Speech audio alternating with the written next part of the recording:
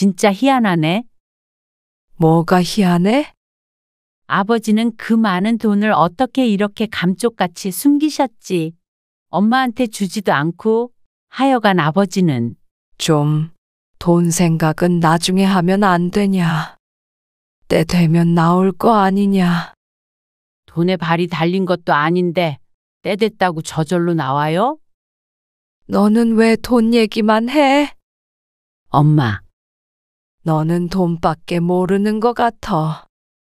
네 아버지 돌아가신 건 안 슬프냐? 아무리 그래도 지 아버지가 돌아가셨는데 그저 돈. 어디 한번 찾을 수 있으면 찾아봐라. 엄마, 혹시 찾았어요? 너 혹시나 유산 바라는 거면 번지수 잘못 찾았다. 진작 주인 찾아갔어. 오늘 이야기 속 주인공은 59세 황현정 씨입니다. 그리고 그녀의 친정어머니에 관한 이야기이죠. 황 씨는 친정어머니 때문에 배신감에 치를 떨었습니다. 아버지가 살아생전 꼭 쥐고 있었던 현금의 행방을 황 씨는 애타게 찾아 헤맸었습니다. 아버지 돌아가시고 재산 한 푼 없던 어머니를 위해서였지만 도리어 어머니는 황 씨를 돈밖에 모르는 성물이라고 손가락질했습니다. 큰 돈임에도 불구하고 찾으려는 노력조차 하지 않았던 어머니, 그리고 형제들. 그걸 이상하다고 생각했어야 했습니다. 그리고 마침에 그 돈이 어디 갔는지 몇 달 후에야 알게 된 황 씨는 어머니와 연을 끊어버렸습니다. 아니, 어쩌면 황 씨가 아니라 친정어머니가 황 씨를 내친 것이나 마찬가지였습니다. 아버지의 유산을 숨긴 채로 돈을 찾던 황 씨를 뒤에서 비웃었는지도 몰랐습니다. 그런데 뒤늦게 병수발이 필요하게 되니 뒤늦게 딸을 찾는 어머니 때문에 황당할 수밖에 없었습니다. 나이가 들면 염치는 사라지고 이기심만 남게 되는 듯 했습니다. 하지만 바보짓도 한 번이면 좋겠습니다. 그게 아무리 어머니라고 하더라도 가슴에 깊게 박힌 대못은 쉬이 빠지질 않았습니다. 친정어머니가 돌아가시면 후회하려나 모르겠지만 지금의 황 씨는 외면하고야 말았죠. 황 씨는 사남매 중 둘째였습니다. 위로 큰 오빠가 하나 있었고 밑으로는 남동생과 여동생이 하나씩 있었습니다. 어렸을 적엔 지지고 볶으며 컸지만 나이 들어 각자 가정이 생기고 나니 연을 끊고 살지 않는 것만으로도 어쩌면 우애가 깊다고 할 수도 있었죠. 먹고 사는 게 바빠 특별한 날에나 한 번씩 부모님 뵈러 가면 만나곤 했습니다. 그래도 가끔 전화통화도 하고 집안일을 상의도 하고 그랬습니다. 엄마 지붕에서 물 샌다면서요? 그래. 쫄쫄거린다. 그러면 고쳐야지. 나는 모르고 네 오빠한테 물어봐라. 엄마도 참. 엄마 지붕 고치는 것을 왜 오빠한테 물어봐요? 황 씨의 친정부모님은 워낙 옛날 분들이라 아들에게 의지를 많이 하곤 했는데 그것 때문에 갈등도 있었습니다. 덕분에 막내인 여동생은 친정과 왕래를 안 한 지 몇 년 되었습니다. 친손주와 외손주를 차별한다며 불만이 있었는데 그 일로 다툼이 몇 번 있자 여동생이 발길을 끊어버렸죠. 특히 친정어머니가 그랬습니다. 황 씨도 물론 서운했던 적이 있었습니다. 하지만 워낙 좋은 게 좋은 거다 생각하며 사니 여동생처럼 연을 끊을 생각까진 한 적이 없었습니다. 황 씨는 형제들과 두루두루 연락하며 지냈습니다.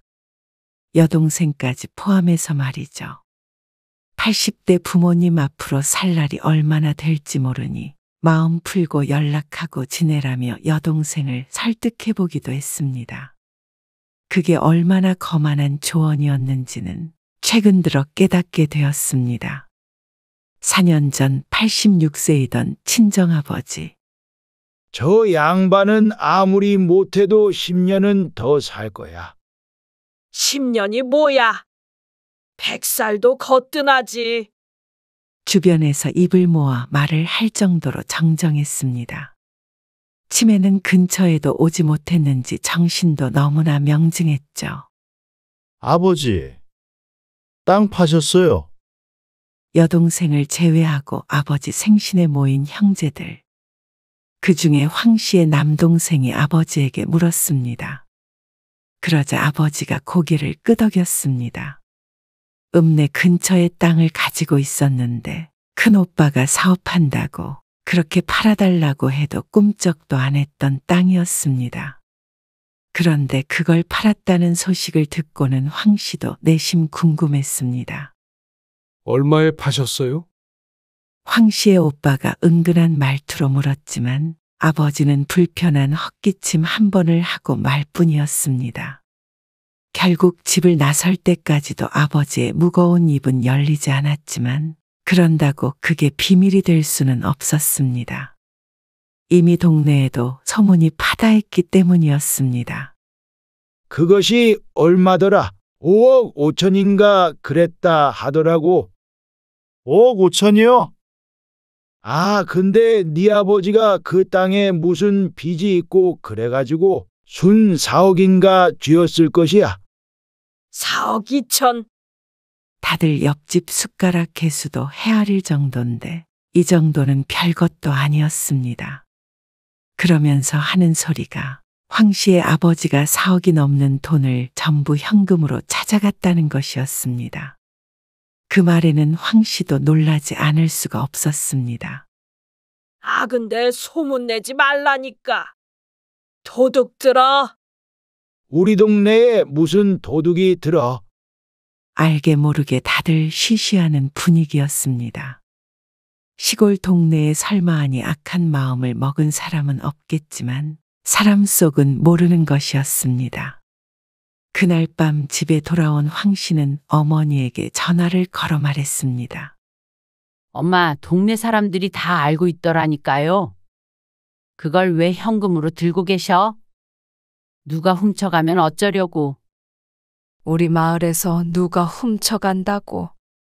친정엄마도 똑같은 말을 했습니다. 어쨌거나 조심해요. 되도록이면 통장에 다시 넣으라고 하시고요. 네 아버지가 하도 꽁꽁 숨겨놔서 어딨는지는 엄마도 몰라. 도둑 들어도 못 찾아. 아직까지도 아버지에게 생활비를 타서 쓰는 어머니였기에 그럴 만도 하다고 생각했습니다. 그 나이에도 경제권을 쥐고 사람을 부리는 꼬장꼬장한 아버지가 참 대단했습니다. 현금이 두둑해지니 아들들도 아버지에게 잘했고 가끔 손주들이 가면 베개 밑에서 5만 원짜리 몇 장을 꺼내 용돈을 주기도 했습니다. 그것도 역시 아버지답다고 생각했죠. 차라리 현명한 듯 했습니다. 나이 들어 자식들에게 모든 재산 주고 자식들 눈치 보며 사는 노인들보다는 나은 삶처럼 보였습니다. 그리고 2년 정도가 흐른 어느 날 10년은 더 살 줄 알았던 황 씨의 친정아버지가 갑자기 돌아가셨습니다. 연정이냐? 네, 엄마. 이 시간에 무슨 일이세요? 지금 구급차 불렀어. 어머니의 말에 뿌옇던 머릿속에 번쩍하고 불이 켜졌습니다. 구급차는 왜요? 무슨 일 있으세요? 얼른 몸을 일으키며 묻자 어머니의 여상스러운 대답이 돌아왔습니다. 네 아버지가 몸이 좀 불편한 것 같다고 구급차 좀 부르라고 해서 기다리고 있어. 근데 왜 그렇게 차분해요? 어디 안 좋으신 거 아니에요? 아냐, 내가 보기엔 말짱해. 근데 숨 쉴 때 불편하다고 그러시네. 그 말에 황 씨는 마음을 조금 놓을 수 있었습니다. 네 아버지 지금 옆에서 병원비 낸다고 돈 세고 계셔. 이어지는 어머니의 말에 웃음도 나왔습니다. 그리고 어머니와 아버지가 대화하는 소리도 들리는 것이 큰 걱정은 안 해도 될 듯 했습니다. 내가 내일 내려갈게요. 뭐 하러 와? 어차피 쉬는 날인데요. 그럴래 그럼? 어머니의 목소리가 밝아졌습니다. 지난 명절 이후로 한 번도 못 내려갔으니 아버지 건강도 체크할 겸 내려가 볼까 생각했습니다. 비용한다. 병원 가서 검사해보고 전화할게. 알았어요. 옷 단단히 입으셔요.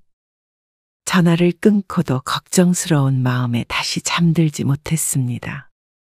그리고 그날 새벽에 한숨도 자지 못하고 다음날 일찍 내려가 봐야 했습니다. 어디가 어떻게 안 좋으시길래 그래요? 제일 먼저 병원에 도착한 황 씨가 어머니에게 묻자 어머니가 울먹거리는 목소리로 대답했습니다. 나도 몰라. 분명히 새벽에는 멀쩡했는데 저 양반이 왜 저렇게 정신을 못 차리나 몰라. 황 씨는 마른 세수를 하며 주위를 두리번거렸습니다. 그리고 지나가던 담당 간호사에게 물어보았지만 검사를 더 해봐야 한다고 했습니다. 자기 입으로 구급차 부르라고 한 양반인데 어머니의 말처럼 아버지는 정신을 차리지 못했습니다.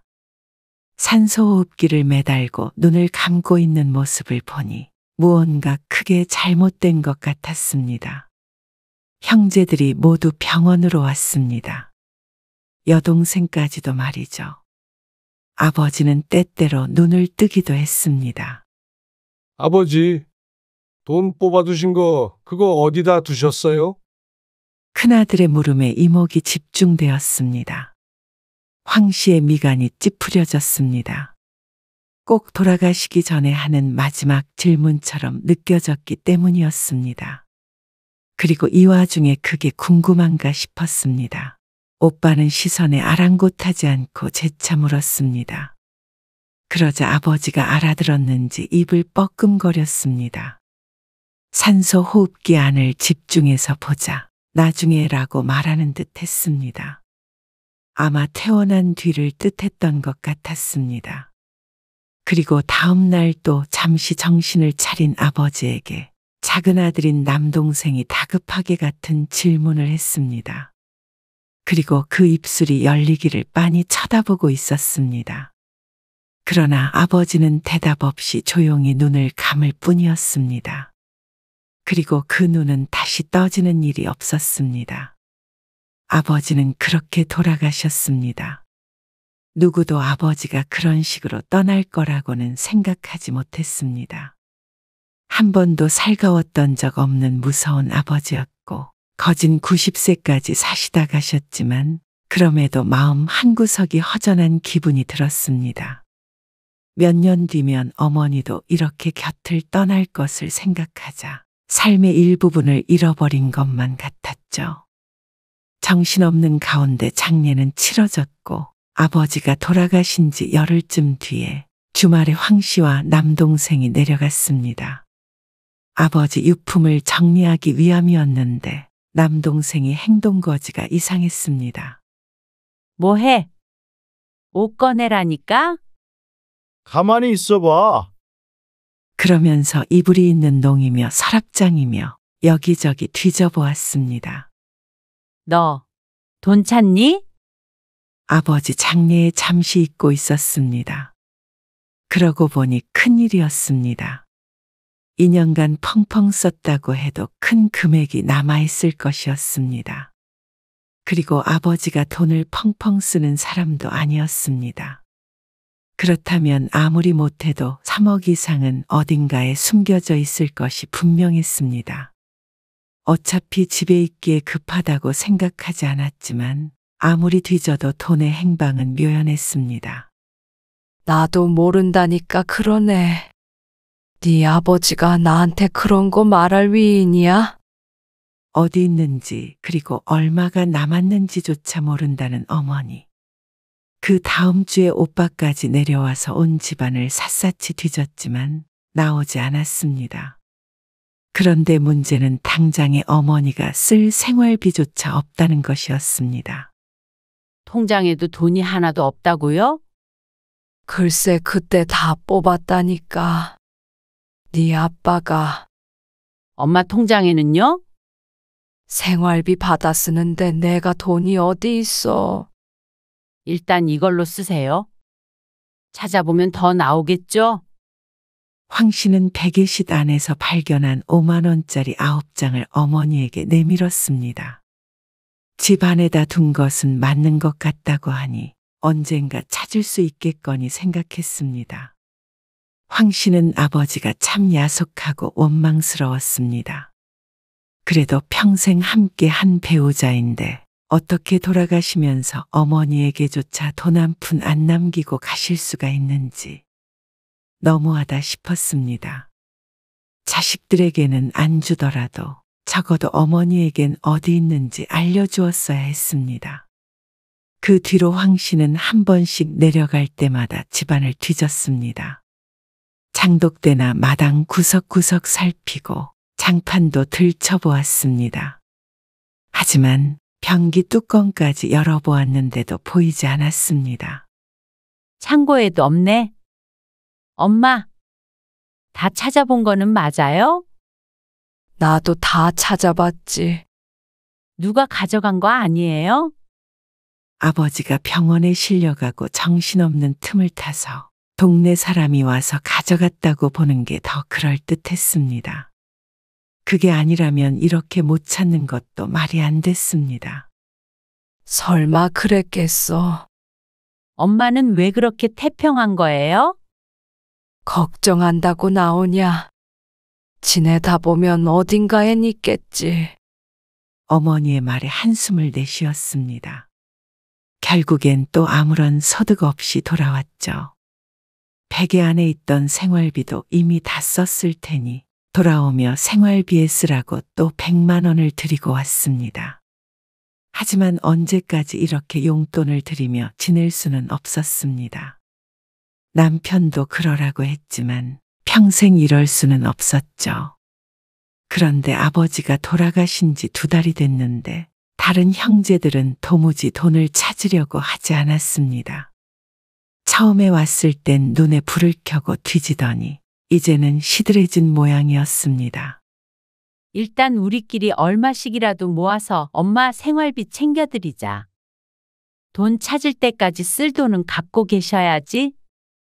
아이, 뭘 돈까지 모으고 그래? 아니, 그럼 어떻게 해? 엄마 굶게도? 황 씨는 어머니 용돈 문제로 큰오빠와 말다툼까지 하게 되었습니다. 결국엔 여동생을 제외한 나머지 셋이 돈을 조금씩 모아 매달 드리기로 했습니다. 그런데 어느 날 여동생과 통화를 하는데 여동생이 황 씨에게 말했습니다. 아버지가 큰오빠한테 이미 줬던 거 아니야? 여동생은 아버지가 돌아가시기 전에 미리 장남에게 물려준 것 아니냐는 의심을 했습니다. 하지만 황 씨는 고개를 저었습니다. 오빠가 돈 가지고 사고를 여러 번 쳤던 까닭에 땅 팔아서 사업자금을 대달라고 울며 사정했을 때도 거절했던 아버지였습니다. 큰오빠에게 그 돈을 주었을 것 같진 않았습니다. 그리고 돌아가시기 전에 병원에서 돈의 행방을 물으며 아버지를 다그쳤던 오빠를 떠올리면 그럴 가능성은 없었습니다. 그러지 않고서야 현금이 어디로 가? 꽁꽁 숨긴다고 숨겨지나? 누가 찾아도 진작 찾았지. 하지만 요즘엔 주말마다 거의 황 씨가 내려가 보고 있었습니다. 돈도 찾고 어머니 장이라도 받으려야 했습니다. 그런데 황 씨의 눈을 피해 누가 돈을 가져갈 수는 없었습니다. 어머니도 내내 집에 있었고 말이죠. 그만 찾아라. 그만 찾으라고요? 어느 날 어머니가 황 씨에게 말했습니다. 그리고 그런 어머니의 말이 황당하기 그지 없었습니다. 얼마가 남았는지 정확하게는 몰라도 억 단위의 금액이었습니다. 포기할 만한 돈이 아니었습니다. 그런데 그만 찾으라는 어머니의 말에 놀랄 수밖에 없었죠. 아니, 다들 도대체 왜 그러는 건지 모르겠네. 엄마도 찾아야 노후에 쓸 돈이 있을 거 아니에요. 너무 답답했습니다. 황 씨를 제외하고는 식구들 중 누구도 노력하고 있는 것 같지가 않았습니다. 누구 때문에 이러고 있는데 그만두라는지 어머니마저 원망스러웠습니다. 없는 걸 어떻게 하냐? 그리고 형제들은 오히려 황 씨를 이상한 사람 취급했습니다. 너는 아버지 돌아가신 게 슬프지도 않냐? 왜 자꾸 돈 타령이야? 기가 막혀 말도 나오지 않았습니다. 그 돈을 자신의 몫이라고 생각해 본 적도 없었습니다. 곧 90대는 친정어머니가 쓰고 돌아가셔야 한다고 생각했습니다. 연세가 있으니 언제 어떻게 될지 모르고 혼자 시골에 있는 것도 불안하고 돈 한 푼 없이 지내는 것도 안쓰러웠습니다. 이래저래 신경이 쓰이니 그거라도 찾아줘야겠다 싶어서 이렇게 애를 쓰고 있는 것이었습니다. 그 때문에 최근에는 신경성 위염이 생겨 병원에도 들락날락 해야 했습니다. 그런 속은 모르고 돈돈거리냐며 황 씨를 비난하는 형제들과는 사실 대화도 하고 싶지 않았습니다. 그러는 자신들은 어머니가 어떻게 지내는지 신경이나 쓴 적이 있는지 물어보고 싶었습니다. 오빠는 엄마 식사는 제대로 하는지 들여다 본 적이나 있어? 설마 혼자 있다고 식사를 못 하시겠냐? 무슨 돈으로 식사를 하는데? 오늘 생활비 얼마 남아 있었는 줄이나 알아? 주머니에 29,000원 있었어. 네가 도 난리쳐서 매달 용돈 들이잖아. 그래도 목돈이 있어야 할 거 아니야? 불안해서 어떻게 살아? 그래서 결국 시골집을 담보로 대출을 받게 되었습니다. 아버지 명의로 되어 있던 것이 어머니와 형제들 앞으로 오게 되었는데 모두의 동의하에 3천만 원을 받아 어머니에게 주었죠. 이자는 내가 갚을게. 어쩐 일인지는 몰라도 큰오빠가 이자를 갚겠다고 했습니다. 큰 돈은 아니었어도 그래도 어머니 생각은 하나보다 생각했죠. 그리고 얼마 뒤에 명절에 남편과 함께 친정에 내려갔습니다. 이미 오빠는 다녀간 후였습니다. 연기는 안 온대요? 바쁘대. 남동생은 이번 명절에는 내려오지 못한다고 했습니다. 싱크대엔 그릇이 산더미같이 쌓여 있었습니다. 무슨 음식을 이렇게 많이 했어요? 또 도영이네도 왔잖냐? 손주와 손주 며느리까지 왔다 가는 바람에 밥상이 거해진 듯 했습니다. 허리가 굽어 큰아들내미 밥 차려주었을 어머니를 상상하자 측은지심이 들었습니다. 부모는 나이가 아무리 들어도 자식 뒷바라지는 놓지 못하는 모양이었습니다. 우리 먹을 건 싸왔어요. 황 씨가 차에서 반찬 몇 가지를 꺼냈습니다. 남으면 엄마 드세요. 어머니는 황 씨의 말을 듣는 둥 마는 둥 했습니다. 남편은 동네 한 바퀴 돌고 온다며 나갔고 황 씨는 마루에 앉아서 고개를 숙여 마루 밑을 들여다보며 말했습니다. 진짜 희한하네. 뭐가 희한해? 아버지는 그 많은 돈을 어떻게 이렇게 감쪽같이 숨기셨지? 그러자 어머니는 말이 없었습니다. 엄마한테 주지도 않고 하여간 아버지는 황 씨가 혀를 차며 마루 위에 놓여있던 늙은 호박을 슬쩍 들춰보았습니다. 돈 생각은 나중에 하면 안 되냐? 때 되면 나올 거 아니냐? 돈에 발이 달린 것도 아닌데 때 됐다고 저절로 나와요? 황 씨의 말에 어머니가 벼랑간 언성을 높였습니다. 연정이 너는 왜 돈 얘기만 해? 엄마, 아무튼간 돈밖에 모르는 것 같아. 네 아버지 돌아가신 건 안 슬프냐? 슬프지 않을 리가 없었습니다. 하지만 남아있는 어머니 걱정도 컸을 뿐이었습니다. 하지만 큰오빠와 똑같이 말하는 친정엄마의 말에 황 씨는 할 말을 잃었습니다. 다른 사람은 몰라도 어머니가 어떻게 황 씨를 나무라나 싶었습니다. 어머니는 연신 혀를 차며 황 씨에게 핀잔을 주었습니다. 아무리 그래도 지 아버지가 돌아가셨는데 그저 돈. 황 씨를 돈에 눈이 뒤집힌 자식쯤으로 여기는 것 같았습니다. 어디 한번 찾을 수 있으면 찾아봐라. 그런데 그 말투가 참 이상했습니다. 잘 찾아보라는 것이 아니라 마치 네가 그걸 찾을 수 있을 리가 없다는 것 같았습니다. 그리고 꼭 본인은 어디 있는지 안다는 듯한 말투였습니다. 엄마, 혹시 찾았어요? 설마 하는 마음에 황 씨가 어머니에게 물었습니다. 목소리 끝이 어쩐지 떨리는 것 같았습니다. 그러자 어머니가 화를 내며 말했습니다. 너 혹시나 유산 바라는 거면 번지수 잘못 찾았다. 진작 주인 찾아갔어. 그 말에 황 씨의 눈동자가 흔들렸습니다. 오빠한테 줬어요? 그러자 어머니가 비밀을 털어놓았습니다. 황 씨의 오빠와 남동생에게 각각 나눠주었다고 말이죠. 어머니에게 들은 진실이 황 씨에겐 참 끔찍했습니다. 아버지가 입원하던 날 구급차를 부른 뒤에 현금을 전부 어머니에게 주었다는 아버지. 자식들 주지 말고 어머니가 쥐고 있으라고 했지만 어머니는 장례가 끝나고 한 달도 안 지나서 황 씨도 모르게 아들들을 불러 나눠주었다고 했습니다. 그러니 돈 타령하던 두 아들이 갑자기 초연해졌던 까닭이 설명이 되었습니다. 어쩐지 이상했습니다. 100만 원만 없어져도 땅을 파서라도 찾아보는 게 사람일진데 황 씨만 바보였습니다. 엄마는 그래 놓고는 어떻게 나한테 생활비를 받아서 쓸 생각을 했어요? 무엇부터 물어야 할지도 몰랐습니다. 그런데 황 씨의 질문을 들은 어머니가 대답했습니다. 네가 주는 생활비 필요 없으니까 그 돈 찾는 짓 좀 그만해. 아주 그냥 보기 싫어 죽겠다. 내가 돈을 왜 찾았는데요?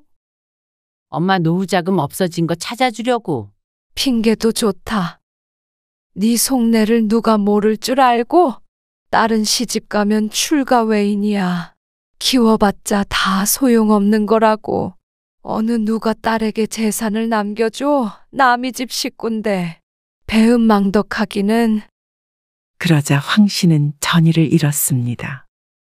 오빠와 싸워 돈을 모아 어머니에게 생활비를 주자고 했던 일, 대출을 받아 어머니 목돈을 마련하자고 했던 일, 모두가 그저 황 씨의 눈을 가리기 위한 쇼에 불과했습니다. 어째서 이렇게까지 사람을 바보로 만든지 몰랐습니다. 결국엔 이렇게 이실직고할 것을 말이죠.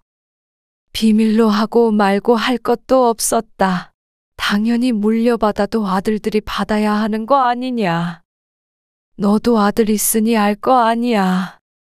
나중에 네가 엄마 아빠 제사 지내줄 거냐? 아니면 나 아프면 데리고 살아줄 거냐? 그 모든 것들을 아들들이 해줄 것이니 유산도 마땅히 아들만 챙겨야 한다는 뜻이었습니다. 감히 딸 주제에 아들의 몫을 탐냈으니 어머니에게 고깝게 보인 듯 했습니다. 엄마는 내가 자꾸 와서 돈 찾는다고 발 동동 구르는 거 지켜보면서 무슨 생각을 하셨나 궁금하네요. 황 씨는 힘없이 중얼거렸습니다. 어느새 대문 앞엔 남편이 서서 그런 황 씨를 바라보고 있었습니다. 마루 위에 놓여있던 가방만 들고는 황 씨는 남편과 함께 친정집 대문을 열고 나왔습니다. 이제 다시는 이 대문을 열고 들어가는 일이 없을 것이었습니다. 집으로 돌아오는 길에 남편이 우는 황 씨를 위로했습니다. 마음을 독하게 먹으려고 해도 꼭 친정어머니에게 버려진 것만 같아 서럽지 않을 수 없었습니다. 진정으로 유산을 바랐다면 이렇게 찾아와 어머니를 챙기는 일은 없었을 것이었습니다. 그깟 돈 아무리 커도 없다고 먹고 살기 나쁘지 않았고 나이든 어머니 말년에 고생할까 그 걱정뿐이었습니다. 하지만 그런 딸의 진심엔 눈을 가리고 뒤로는 아들들만 자식으로 여기는 어머니였습니다.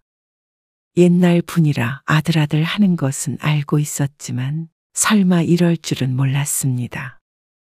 말은 그렇게 하지만 마음속으론 자식을 똑같이 사랑한다고 생각했습니다. 그런데 그게 황씨만의 착각이었습니다. 이렇게까지 딸을 성물 취급하고 치를 떠는데 이만 어머니 인생에서 빠져주자 싶었습니다. 아버지 유산을 아들들에게만 나눠준 것이니 법적으로 따져도 얼마는 받아낼 수 있겠지만 황씨는 그렇게 하지 않았습니다. 마지막을 돈에 눈이 먼 딸로 보이고 싶지도 않았고 더럽고 치사해서 준다고 하더라도 받고 싶지 않았습니다. 그 돈 내가 내 목 받았다가 다시 엄마 준 걸로 칠게요. 자식 돌이 마지막으로 했다 치고 그리고 엄마는 그 돈 아들들에게 준 거니까 이제는 무슨 일이 있어도 나 찾지 마세요. 그렇게 사랑하는 아들들하고 행복하세요. 황 씨는 어머니와 마지막 통화에 이렇게 말했습니다. 하지만 어머니는 황 씨의 처참한 심정을 아는지 모르는지 붙잡는 신용도 하지 않았습니다. 어쩌면 콧방귀도 안 뀌었던 것 같기도 했습니다. 거봐. 내가 뭘 했어. 아무리 노력해도 아들밖에 없는 사람들이야. 여동생은 황 씨의 얘기를 듣더니 지긋지긋하다는 듯이 중얼거렸습니다. 여동생이 진작했던 얘기가 어느 정도는 맞았습니다. 큰오빠가 벌써 챙겼을 거라는 말을 안 믿은 황 씨의 잘못이었습니다. 어쩌면 매정해 보였던 아버지가 더 공명정대한 사람이었던 것 같았습니다. 자식들 주지 말고 어머니 보고 가지고 있으라고 한 것에는 서운한 마음이 조금도 없었습니다. 그게 맞다고 생각했죠. 하지만 그걸 딸 몰래 아들들에게 챙겨주고 몇 달간이나 딸이 혼자 헛수고를 하게 만든 어머니는 도저히 이해할 수가 없었습니다. 아마 죽을 때까지 그럴 것 같았습니다. 그래서 이번 통화를 마지막으로 황 씨는 지난 2년간 친정은 없다고 생각하고 살았습니다. 어머니와 공범이었던 남자 형제들과도 연락을 끊었습니다. 1년 정도 지나자 전화가 오기 시작했는데 전부 차단해버렸습니다. 오빠와 남동생이 번갈아 가면서 전화하는 걸 봐서는 무슨 일이 있는 것 같기도 했지만 궁금하지도 않았습니다. 그리고 얼마 전 처음으로 어머니에게 전화를 받게 되었습니다. 2년 만에 휴대폰에 뜬 이름이었습니다. 받고 싶지 않았지만 한편으로는 궁금하기도 했습니다. 과연 무슨 말을 할지 말이죠. 너는 엄마가 죽었는지 살았는지 궁금하지도 않냐? 전화를 받자마자 들려온 말이었습니다. 친정엄마의 나이가 올해 87세였습니다. 하지만 어쩐지 돌아가시지 않았을 거라는 생각은 했습니다. 무슨 일로 전화하셨어요? 황 씨가 퉁명스럽게 대답했습니다. 그러자 어머니의 입에선 기나긴 이야기가 흘러나왔습니다. 그리고 전부 아들들 험담과 자신의 인생에 대한 넋두리였습니다. 그 돈을 다 줬는데 이래서 아들은 키워봐야 소용없다고 하나보다. 참, 할 말이 없네요. 이곳저곳 안 아픈 데가 없어서 혼자 지내기가 힘들다고 했더니 뭐라 그러는 줄 아냐? 병원 가시란다. 그게 끝이야. 아들이 둘이나 있는데 혼자 사는 늙은 애미 모시고 간다는 사람이 없다. 어머니는 황 씨의 반응은 아랑곳하지 않고 자신 할 말만 했습니다. 그래서 내가 가져간 돈 도로 뱉으라고 했지. 그랬더니 둘이 똑같이 나 몰라라 한다. 이래서 네 아버지가 자식들 주지 말고 꼭 쥐고 있으라고 했나 보다. 그때 그 말을 들었어야 했는데. 엄마? 그래서 왜 전화하신 거예요? 황 씨가 어머니의 말을 끊고 물었습니다. 그러자 어머니가 뻔뻔하게 대꾸했습니다. 그래도 네가 장녀잖아. 엄마를 딸이 안 챙기면 누가 챙기냐? 참 염치 없는 말이었습니다. 그렇게 비난하고 외면할 때는 언제고 이제 와서 아프고 돈 없으니 딸을 찾는지 몰랐습니다. 차라리 끝까지 비밀로 했었다면 불쌍한 우리 엄마 내가 돌아가실 때까지 챙겼겠죠. 하지만 그렇게 모진 말로 상처를 줬으니 이미 되돌아갈 수는 없었습니다. 엄마, 나는 자식돌이 다 했어요. 내 목 엄마 줬고, 그거 아들들에게 준 건 엄마예요. 그러니까 이번엔 엄마가 번지수 잘못 찾으셨어요. 속물 같고 배은망덕한 딸한테 병수발 시키지 마시고요. 아들한테 연락하세요. 둘이나 있잖아요. 그 사람들도 받은 게 있으니까 양심이 있으면 돕겠죠. 물론 양심이 없을 수도 있겠지만요. 연정아, 너 저번에 내가 했던 말 때문에 그러냐? 지난 일이 뭐가 중요하냐? 2년 전 일을 이틀 전 일처럼 말하는 어머니. 어머니에게는 별거 아닌 일인 듯 했습니다. 미안하다.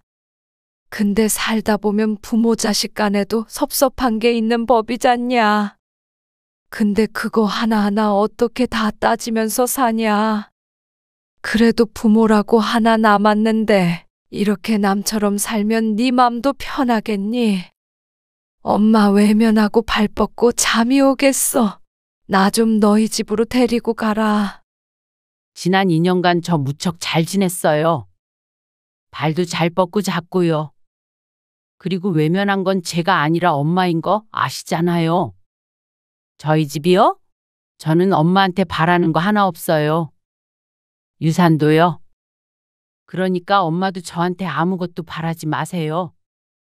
아니, 딸은 없다고 생각하고 사셔요. 황 씨는 그러고 전화를 끊었습니다. 그리고 한참을 앉은 자세 그대로 생각에 빠져 있었습니다.